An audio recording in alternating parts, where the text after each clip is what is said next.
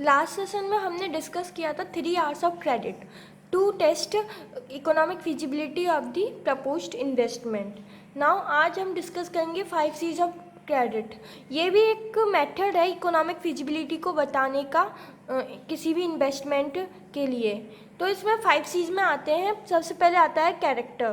Character यानी कि जो पर्सन है जो लोन लेने आया है उसका कैरेक्टर क्या है, उसकी मोरलिटी क्या है, हम उस पर ट्रस्ट कर सकते हैं या नहीं लोन देने से पहले।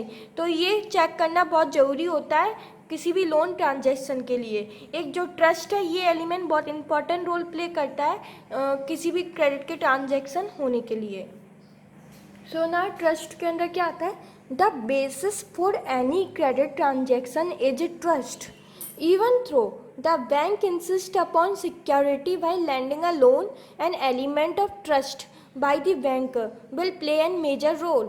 The confidence of an institutional financial agency on its borrower is influenced by the moral characters of the borrower like honesty, integrity, commitment, hard work, promptness, etc. Therefore, both mental and moral character of the borrower will be examined while advancing a loan.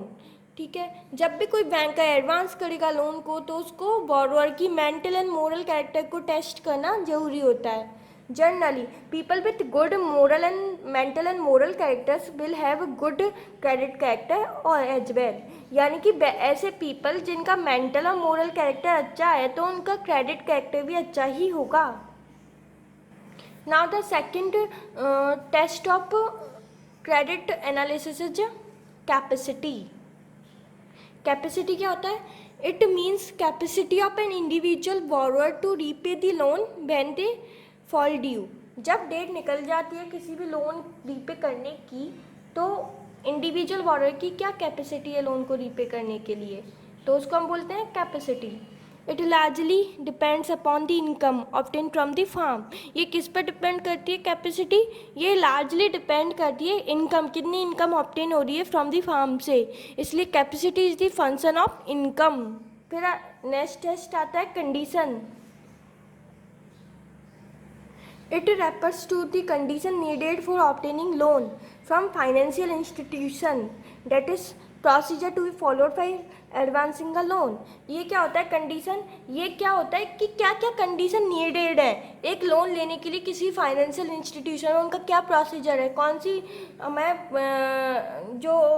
कौन सी चीज़ें हैं जो हमें fulfil करनी पड़ेंगी कि वो form भरना है क्या करना है, ये सब हमें पता चलता है कंडीशन से।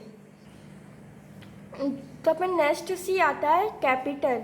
अब जब कैपेसिटी और कैरेक्टर अपना रोल प्ले करना बंद कर देते हैं और जो फार्मर है उनके पास ये चीज़ें नहीं होती हैं तो फिर जो कैपिटल है वो इम्पॉर्टेंट रोल प्ले करता है किसी भी लोन के ट्रांसैक्शन के लिए। और ये कैपिटल क्या होता है, ये जितनी भी नेटवर्थ है फार्मर के पास, जितना भी उसके पास बिल्डिंग वगैरह सब मिला के जो भी उसके पास नेटवर्थ है उसको हम बोलेंगे कैपिटल। अब कैपिटल क्या होता है, indicate the availability of money with the farmer borrower. Farmer borrower के पास अवेलेबिलिटी ऑफ मनी को हम बोलते हैं capital. When his capacity and character proved to be inadequate, the capital will be considered. It represents the net worth of the farmer. It is related to the repayment capacity and risk bearing ability of the farmer borrower. अब ये capital किससे related होती है कि farmer की repayment capacity कितनी है और रिस्क बियरिंग एबिलिटी है भी या नहीं, तो इन दो चीज़ों पे इससे रिलेटेड है हमारी कैपिटल। अब आता है कॉमन सेंस। ये होता है हमारा लास्ट टेस्ट ऑफ 5 C's का। This related to the perfect understanding between the lender and the borrower in credit transaction. Common sense क्या होता है, ये एक अंडरस्टैंडिंग को शो करता है किसके बीच में, लैंडर और बोरोअर के बीच में क्रेडिट ट्रांजैक्शन के लिए। This is in fact prima facie requirement होता है in obtaining credit by the borrower.